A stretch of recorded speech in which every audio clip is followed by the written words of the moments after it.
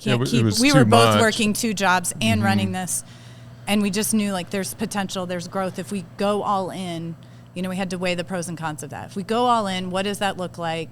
Can we just try it for a little bit? And, you know, here we are.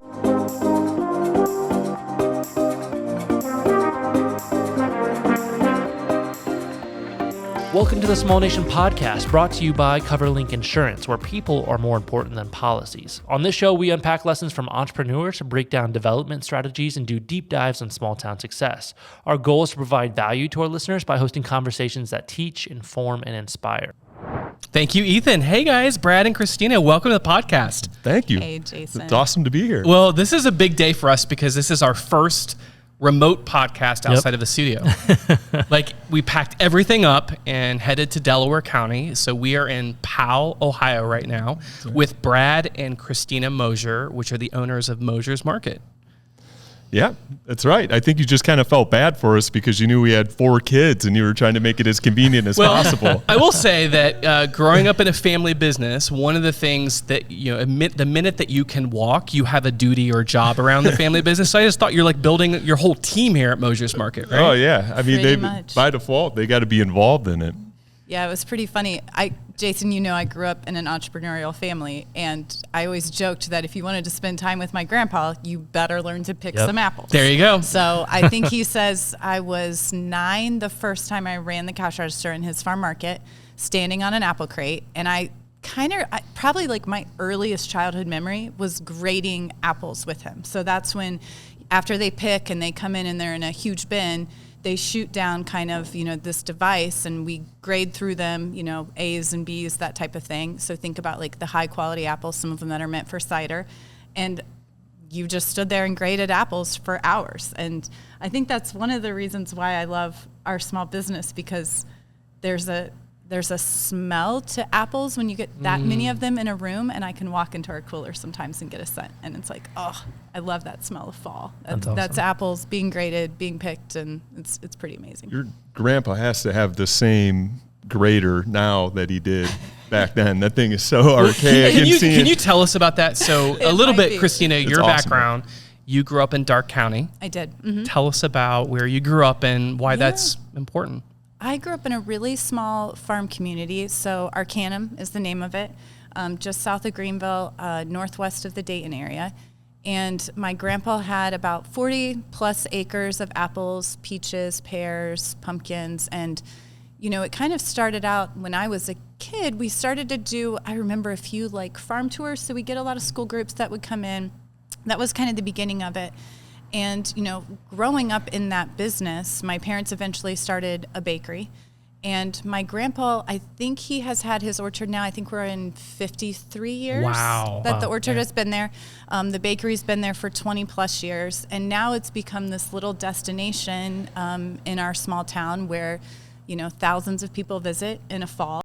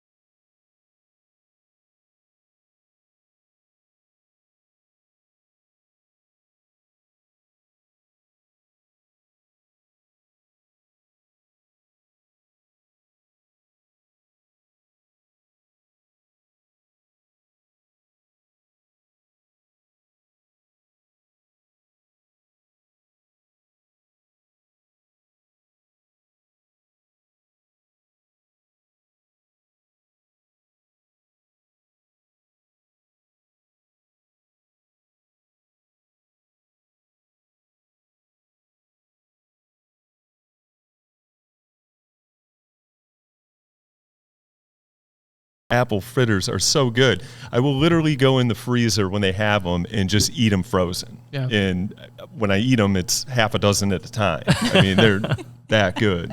I didn't realize that he didn't start the bakery, that your mom and Yeah, my mom and dad did. started the bakery. They ran it for about 2 years, and then it just got to be a lot, and they transitioned. My dad went back to work for another company, and then my grandpa took it on. And we used to joke that when you were on vacation, he wasn't allowed to say the B word, meaning bakery.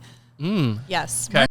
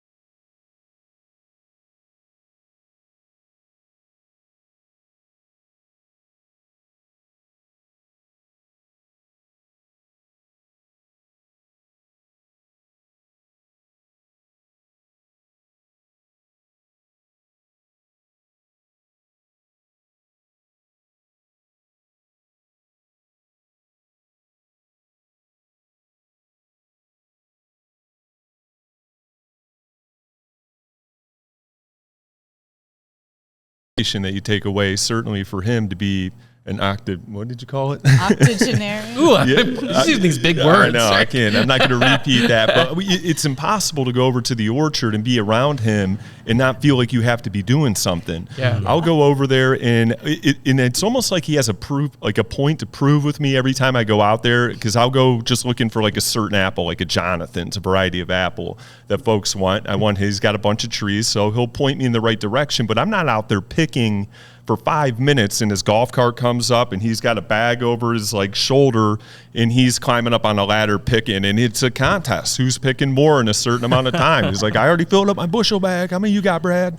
It's just, and you're around that, and it's impossible not to be inspired yourself when you're around other inspirational people. And I think, to piggyback on what Christina said, I think that is one of the things that kind of drew us to our friendship and more, just being around yourself and other people. That kind of energy. Absolutely. Yeah.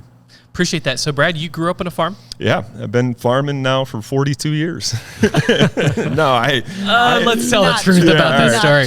No, I for the most part, I'm a city kid, and I worked on golf courses, landscape, did a lot of different work like that, and I always appreciated hard work. It just really did nothing on as far as actual farm. Now, in retrospect, growing up, I always liked fall time, going to the different markets, seeing pumpkins, being outside. You're an outdoor cat. You Absolutely. say that all the time. I am. I'm an outside cat, and so there was always that draw. Now, since we've been doing this over the last 6 seasons, I say it all the time. It kind of fits like a glove, and I can't imagine doing anything else. Before these 6 seasons, though, how did you guys meet? And that's a pretty big change from moving to be a city guy to actually running a farm market today. Yeah. Well, we met. So the majority of my professional career was in sales in one capacity or another. So whether it was medical sales, I even was in insurance for, I don't even know if I was in it for a year. And it was, there was some wellness coaching sales that I was in. Christina and I met at a company that was it was called Standard Register, and it was in Dayton, Ohio. And we were in the same sales territory. And I think we were both independent reps. I say this all the time. Corporations, the worst thing they can do is have instant messenger, because when you're a single person and you get your hands on that, IM days. Yeah, I know, the IM days. So hey, you got that sales report done. Can I stop over and pick it up? Yeah, that's right. So I'm doing this for you. And so I think there was one sales training that we might have been both on the backside of relationships. And I think that there was one, I was introduced to you by your manager, and I was like, oh, look at that Christina, But I think there was a sales training that we had to go to, and something happened. All the different sales reps all bowed out that night except you and I. Am I remembering this correct? That's correct. How and convenient. so, how convenient. So here we are. We were like, well, do you still want to meet up? Yeah. Sure. And, I felt sorry for him. That's right. See, it was nice of her. I was nice of me, yes. And so we just really, I don't know, there was just this pull. I don't know how to explain it. And we dated for a few months, and it was really funny because it got to a point in our relationship where people all over the office were saying, you should really talk to Brad. You guys would make a great couple. And we'd kind of like give each other the eye, like, yeah, we've been dating for 6 months. Surprise. Yeah, I had that conversation with the gal, Jill, in the neighboring office next to me. She finally came. She came in, shut the door one day, and she goes, Brad, have you ever thought about asking Christina out? And I waited a second, and I didn't know what to say. And I'm sitting there, and I finally ended up telling her. I was like, I've been dating her for about 3 months now. Surprise. Yeah. Don't tell HR. And that was the thing. My manager was actually well aware of it at the time. We were actually reporting into different teams at that point. Right. And so it was pretty funny. And a lot of those people were at our wedding. And we've stayed really close to a lot of them, actually. But it's kind of funny because I look back on that. We actually got married out at my grandpa's farm. Oh, that's wow. awesome. And, so maybe in our journey, a few years ago, there was a book that I read called Storyline, and it's an author, Donald Miller. And he has written some business books. He's kind of gone more down this, general business route. There's some really great resources he has out there.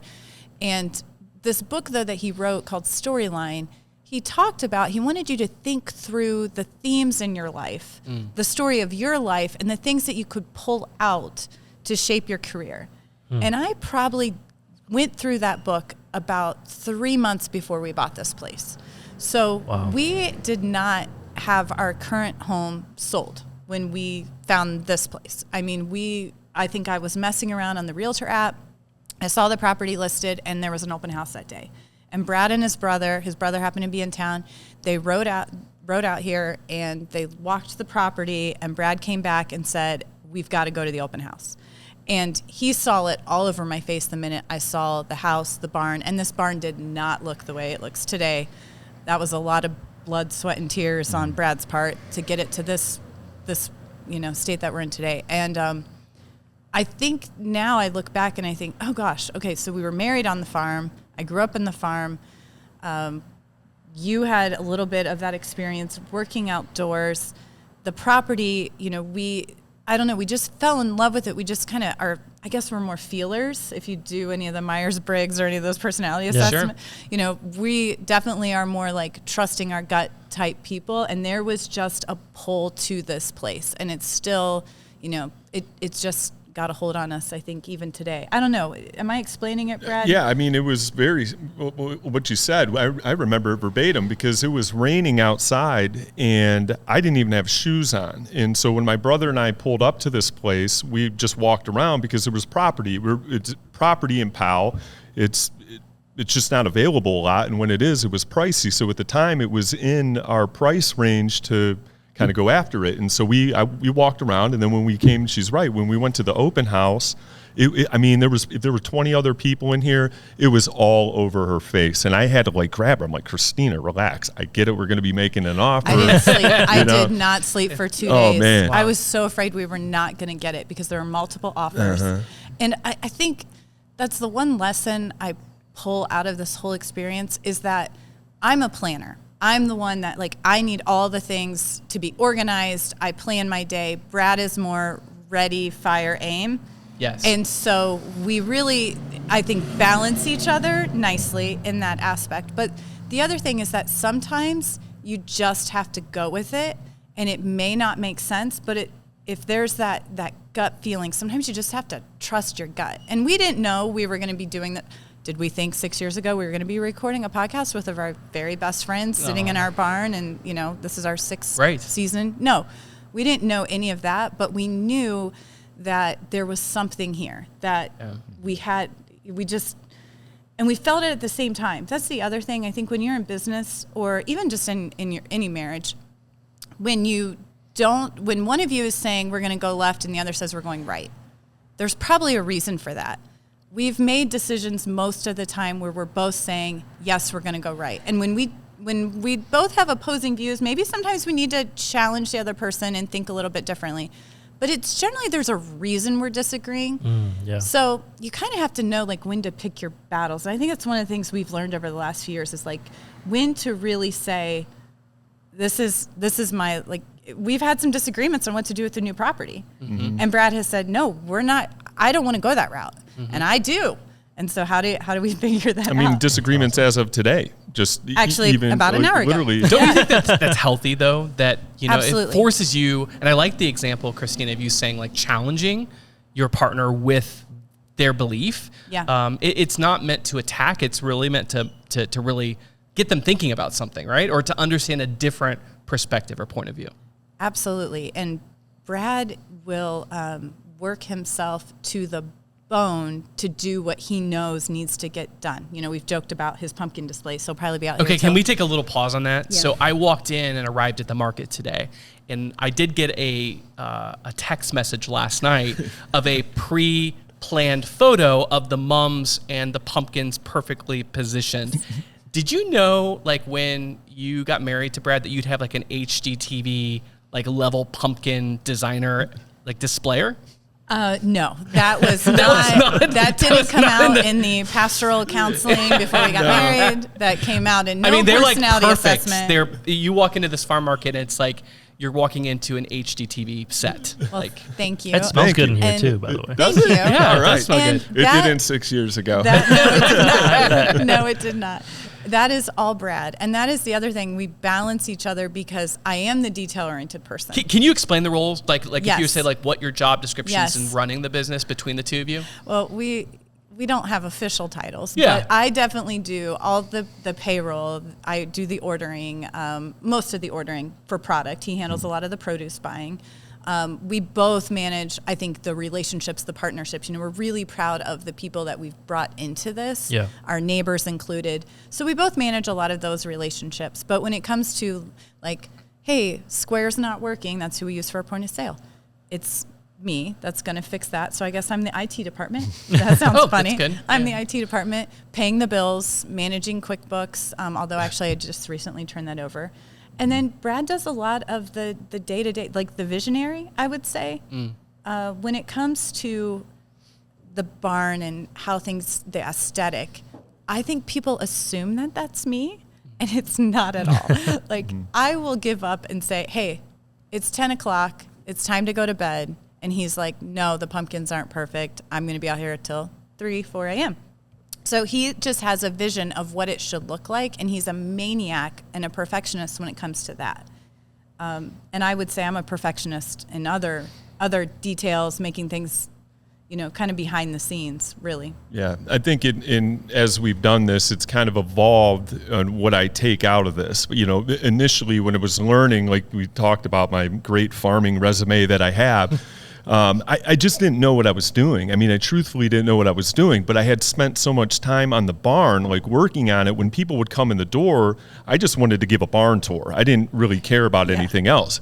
But I've noticed even like this last season where the produce has become so important to me, like knowing everything where it's coming from, knowing the suppliers, being just educated on it so I can communicate that over to the other folks, customers coming in the door. What it is now versus what it was last season, what it was even the season before, it's continuing to evolve, and it's kind of fun because I never realized like the creative outlets that I had, right? I was a jock salesperson for my entire life, and it wasn't that I didn't do creative things maybe within that area, but I never realized, well, having a market can be a creative way to connect with people. And I see it. Someone will come in the barn, they'll look around, and they'll just stop.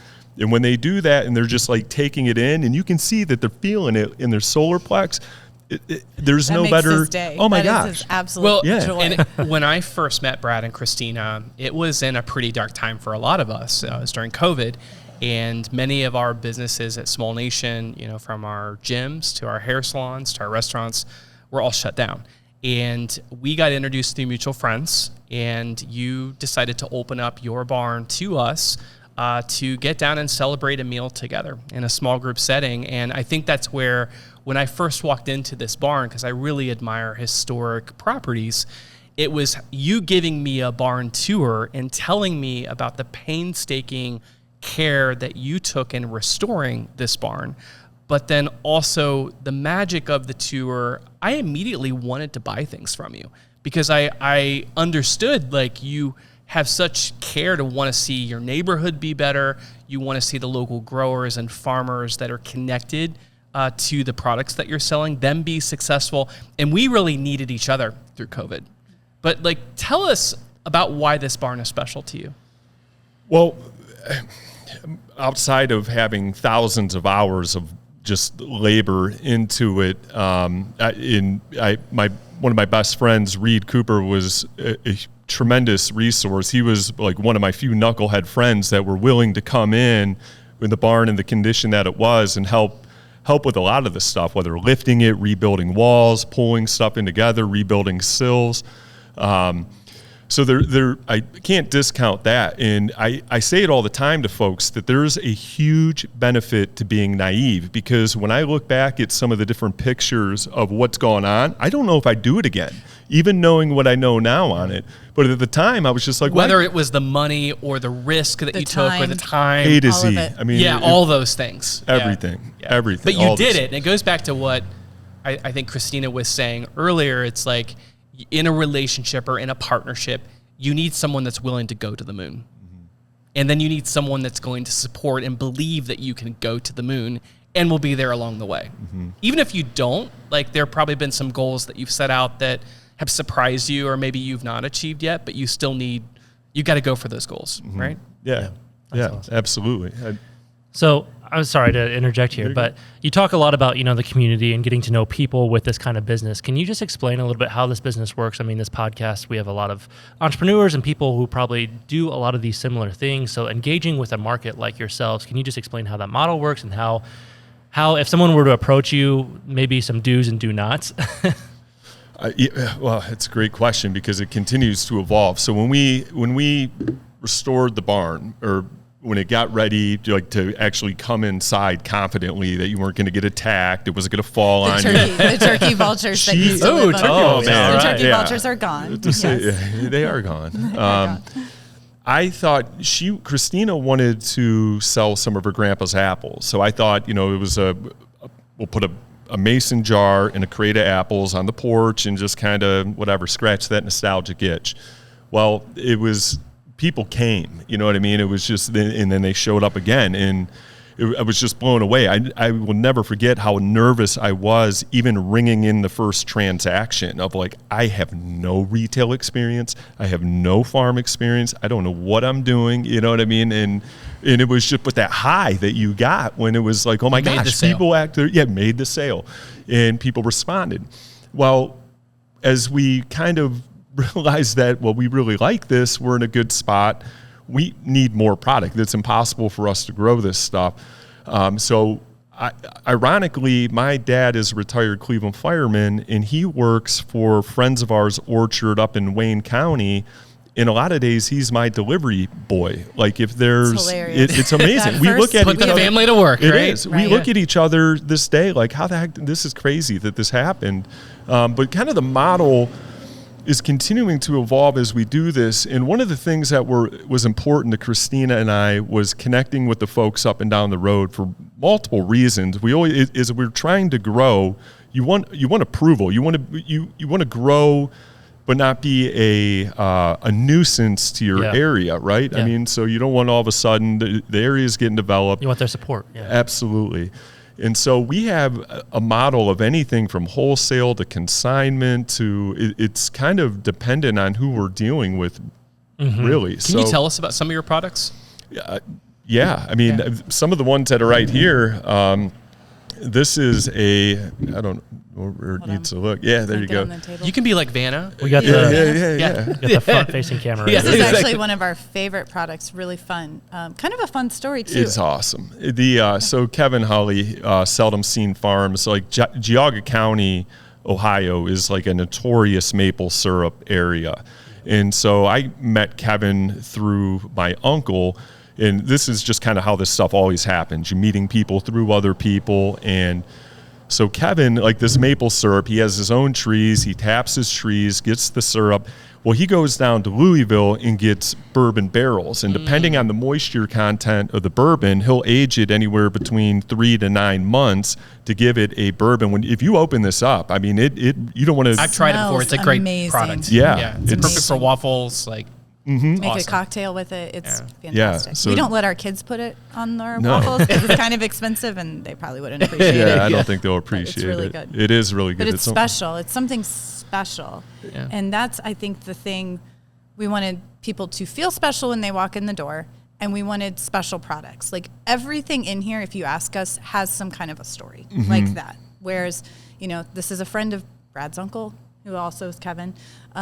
It's a friend of his uncle. But now it's become, Kevin's a friend of ours, friend of yours. You talk to him pretty regularly, and he's expanding his business, growing his business. The tomatoes we have on the table, our friend Jesse Imes owns Local Roots downtown Powell. Oh, yeah, it's a sure. farm-to-table restaurant. Jesse supplies a lot of tomatoes, zucchini. Some of the most amazing things on her menu they're that good because they come from her farm. And so Jesse, I think it was through Shane too. Shane Whitaker through Chef's Table connected us to Jesse. And Jesse said, well, I have some extra tomatoes to sell, and I have, what else? Beets and her honey, actually. Jesse's honey is incredible. And so we started, that connection, and that's grown today, whereas they're bringing some stuff, once, sometimes twice a week. Our coffee is a gentleman named Jason Valentine. He owns Thunder Kiss. He has kind of a similar story, whereas he started something on the side, grew it. Now it's his full-time job. And that was oddly a connection. Like his cousin works with Brad's mom. Like we just, just started always to, how it works, it was always somebody knows somebody. But they're really great products. It's Great not products. just It's picking not- it up because you know someone. You Yes. try this stuff out and you're like, And we love it. this is really good and we want to represent this brand. Absolutely. Absolutely. And through this, when we opened the market, then one of our neighbors down the road said, well, hey, I grow sweet corn and really love to grow pumpkins. And, so we get Eric and Brian at Mad Max Farms, we get their pumpkins and their sweet They've corn. got 10 acres that they are growing for us about a half mile down the road that they'll wagon down multiple times a year. So it's not only become like just a friendship, like it is truly a little local community supporting Yes. the bigger community in Delaware County. I always tell Delaware County is, just for perspective, is one of the fastest growing One of the counties in the fastest. state. And, Powell, I mean, this area, as you look around as I was driving in, housing development after housing development. Everywhere. And so what you're doing to protect and preserve this historic property and keeping it to the nature of what it was intended 150, 200 years ago, that's pretty rare. Yeah. Because you could Thank just you. sell out to developer and build another Well, housing development, right? Right. Yeah. And when we moved in here, we moved to this house in 2017. The homes that you see across the street, that was farmland. And we watched that come from farmland to now there's a road, to now there's multiple homes, to now there's going to be 1,000 homes. Wow. And so, sometimes we say, like, we could be complete idiots, which if you're listening to this podcast, maybe you're like, yeah, they're not that smart. And they're doing this, so we could totally do this. We're way smarter than them. But we, just the growth in this area is something to really watch and to help us, be inspired. And we're like, okay, how do we help the new neighborhood? Like we've thought about doing special days where, we're supporting the neighbors or, different fundraisers, different things. Like we want to continue to develop that sense of community, even with the growth and development around us, because that's really important. Yeah, and I think we have talked about this, Christina, where it's like sometimes I feel like that word community has been hijacked, where it's this community versus this community. But I think the word is connection. Ultimately, is that what you're trying to build? And what we've noticed within Powell in particular is there's not a lot of people that are in Powell that are from Powell.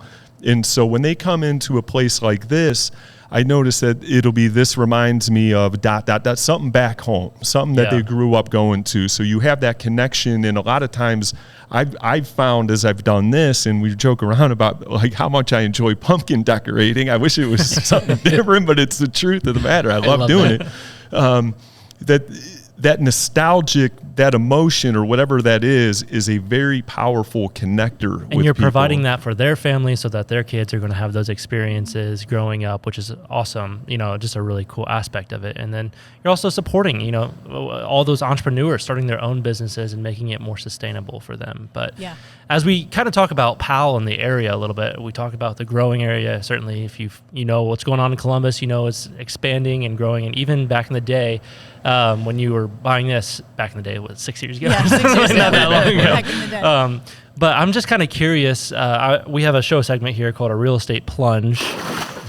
Ooh, a new sound. New sound every episode. That's fun. I'm just kind of curious. We talked about your background a little bit, Christina, and why it was important to you. And obviously, as soon as you guys stepped on the property, it was, there's some emotion, there that you really wanted this. So I know you guys did some creative things to kind of make your offer get seen a little bit. So can you maybe tell us a little bit about how that came to fruition, how you were able to make something happen in such a big expanding market? All right, at this time, we're going to take a quick break to hear a word from our sponsors. Come check out 600 Downtown Pizzeria in downtown Bell Fountain, where they cherish the art of making the most authentic, unique, and delicious, world-famous and award-winning pizzas. Their team hand-spins each pizza the old-fashioned way and only uses the freshest of ingredients. Come see why they were featured on the Food Network. If you are looking for a dynamic workspace in the heart of Bell Fountain, look no further. Build Co-work & Space is your destination for creativity and collaboration. With state-of-the-art facilities and a thriving community, this is where innovation happens. Join them today for as low as $99 a month and build your success at Build Co-work & Space. So I was a journalism major, clearly using my journalism major. My day job, I'm in the profession of B2B sales still, so almost 20 years. So yes, fully using that journalism major. But I wrote a letter. Okay. And so it was really heartfelt. I mean, I think I said I didn't sleep for 2 days. Once we saw this place and I knew there were multiple offers coming in, the traffic at the open house, I thought, oh my gosh, we're never going to get this. We don't even have our home that we were living in currently. We don't even have it on the market. It's not even ready to be sold. This is insane. I can't believe we're doing this, but we're doing this. Yeah. So I wrote this letter, and I mean, it was really from the heart, and I meant every bit of it. I just explained, like, when we walked into the barn, we just knew, like, this is where we wanted our kids to run around and play. We could see we wanted to plant apple trees over there, and we wanted to do sweet corn. I didn't know it was going to be a farm market, but I knew this is where my family needed to be, where our family needed to be. And so they said that they took our offer because of that letter. Wow. And, I really did kind of just pour it out. Like, I grew up on a farm. We wanted property, and this is our story. And I just told our story very authentically. Yeah. And I know they left an offer on the table for more money, but I'm so grateful. I can't even imagine where we'd be now. I have no idea what I would be doing at this point. I would be something. Idea. And I hope they drive by. I don't think they've ever stopped into the market. We've had some people actually that did the bulk of the renovation on the home. They lived here maybe 25 years ago. We did have their daughters on a road trip. They live in New York now. Their daughters were on a road trip across the country, and they stopped in last year. Wow. And so that was cool. Yeah. Like, I would love the people that own this before. I probably should reach out to them and just say, that's not true. Hey, we still take care of it.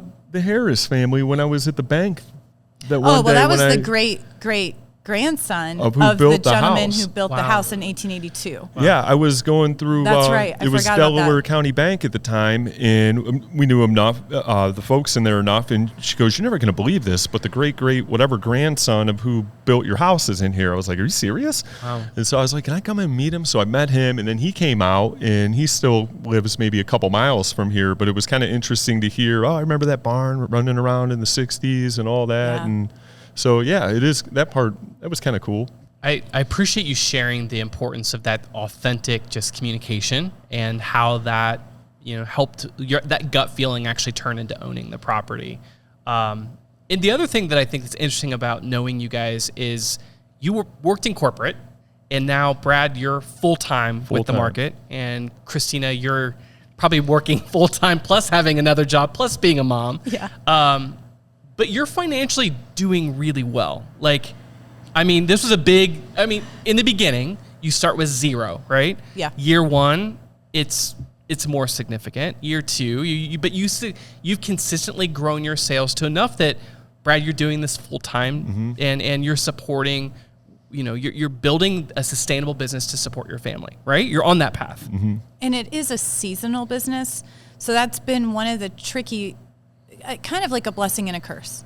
Because in a way, it's seasonal, so we sprint through it for a couple months, and then we can rest. Yeah. We had a conversation with our kids today because they said, well, we don't see Dad that much, which is really not true.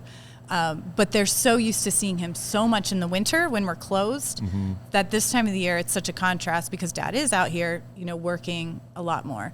And so, I am still doing the corporate job, and there's parts of that I really love and have that engagement.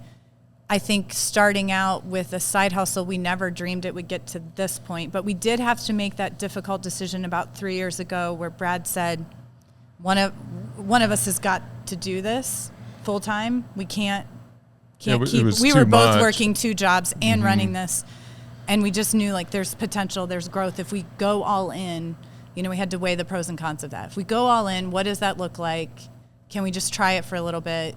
And, here we are. And so, yeah, someday maybe I'll be full-time as well. But again, the seasonality of it makes that really challenging. Whereas if you do have a side hustle that you can generate revenue all the time, all throughout the year, you can probably make the jump a little bit quicker, I think. So thinking in the dreaming phase of what's next, how are you thinking about the next iterations of Moser's Farm Market as you think about the future? So kind of back to what we were talking about when people making a connection with folks that come in the door, it's always going to be kind of, I always say that everything's under the umbrella that I want people to make an emotional connection with the place and leave better than they came in. Everything is underneath that umbrella. And so I think as we purchased the property next to us at the end of last season, and it's trying to figure out different ways that we can engage that, whether it's doing, I don't know. We have a lot of crazy ideas. I know. I love the crazy ideas. We always joke that if you got inside our head for a second, you'd see that what we really want to do is take a water slide off the top of the barn into the pool. That's coming next year. Got that splash going on. Yeah. There you go. There you go. But can I tell you, every time I come here, Brad or you take me on the tour and there's something new that's changed. So just driving in today, there is a beautiful sunflower field that is just wrapped around the historic barn. And then I was here, about 2 months ago, and Brad had all these bags of wildflower seed. And he's like, do you know how much I paid for this? It's real expensive if you guys don't know, but he perfectly curated this area of the farm with all of these wildflowers, which I think you have plans to pick, or you have been picking. And that's what I just want to say. There is something always about dreaming and planning ahead about what is possible. And I know that you've graciously opened this up to collaborate. You mentioned Shane Whitaker and Chelsea from A Chef's Table. You've had catered dinners here that has been led by them, and live music in some occasions, but it's making this a place for the community to experience and enjoy not only the beautiful surroundings, but the products that you curate here too. Well, one of the things I think that we both have as a spiritual gift is that we love to host. So we talk a lot about, and we were joking with Ethan before that we started recording about how every time we open and close, it's like we're throwing a party. So that emotional connection, we want you to come in and have a lot of fun. So I could see us moving more into the event space with the sunflower field. We had some challenges planting this year, and it's just so wet in July and so August wet out here. And so we're hoping next year to expand that, and then also do a little bit more of the dinners and events. We started to offer some fitness classes out here. That's been really fun. Yoga, back by the wildflowers. We've had some strength classes because health and wellness is really important to both of us. It's something we really love to do, and would love to continue to push some of the healthier aspects too. That go along with, eating farm fresh foods. So I recently was on a podcast that's hosted by Devin Muniz and Lima, and his podcast is called Building Legacy. And he asked me a tough question. I'm going to return it to you guys, but that word legacy, what does it mean to you? And you opened up the segment talking about your grandfather Broomball and what his legacy, what he is designing and creating. But as you think about it with your family and your kids and future generations, what does that mean to you? You want me to? I always ask the tough one. It's a great question because it's something that it is motivating. So what I have a pretty cool front row seat on right now is her grandpa, who is in the octogenarian. He's 87. Yeah. 86. Wow. 86. So He's there's 86. going to be some things going on with there. That's why you're talking about the future. Well, I don't know how much to get into or not, but in addition to that, so I see him where he's at. I see us on kind of the front end of this, and then the orchard that I was mentioning where my dad's at, they're in their. It is literally this summer got handed over to their 4th generation. Wow. And so knowing that, like I talk to those brothers, they're in their upper 20s right now that have half ownership of this orchard. And it's just, I always tell them all the time, I was like, you guys have no idea what the infrastructure that you have right now at your hands. And I know a little bit about the very first generation in that family. And to me, I relate to him, even though I don't know him at all, and just wonder, did he have any idea, like 4 generations later, what this thing would have grown into? Yeah. And so there's always kind of the romantic goal that your kids are going to love this and be they're easily going to be better at it than I am.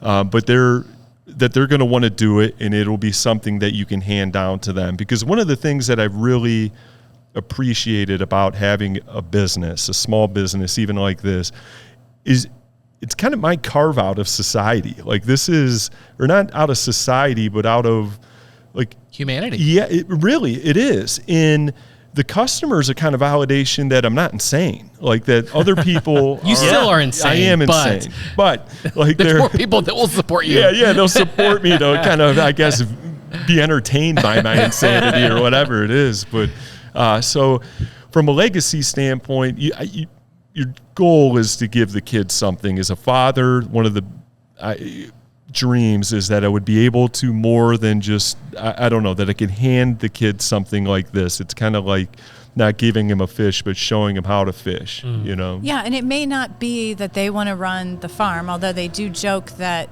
one of them is going to live in the house, somebody else is going to build back on the property. Maybe someday we will buy that 15 acres that's for sale for an astronomical price behind us and make it a corn maze. But, they might expensive corn maze. It's a very expensive corn maze. But they do, I think, see. I guess I never dreamed that I would be doing this. I didn't realize how much I loved it until I moved away. And I remember there was a point after I graduated college, and I wanted to. I didn't have a job yet. I had just moved back to Ohio, and I wanted to take over the bakery from my grandpa. And he said no. He wanted me to go out, get a real job. No.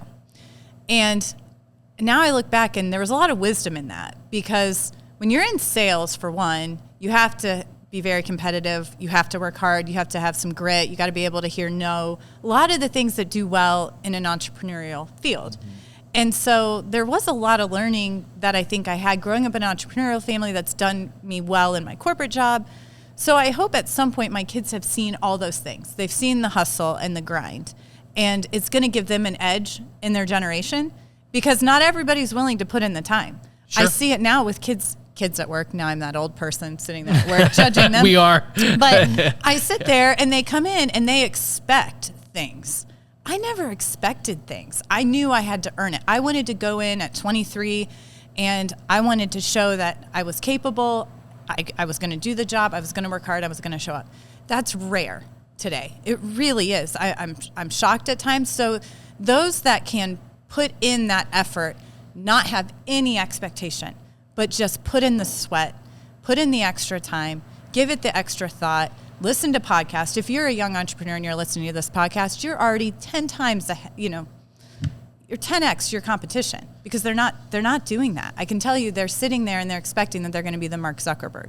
Yeah, but it's a great time to compete too. I don't think there's ever been a more prime time for we talk about that opportunity a lot. all the time. It's a Yeah. great time to compete because all those things that you're saying right now, if you are willing to do the stuff, do the hard work, and go to fail. You're going to fail. I don't know how this is.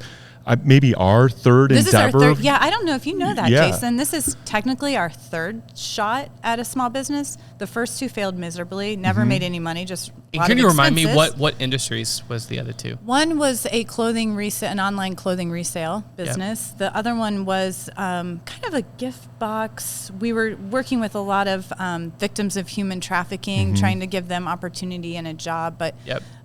there were just some things in our personal life too. I was having our second baby that made it really challenging to get that off the ground.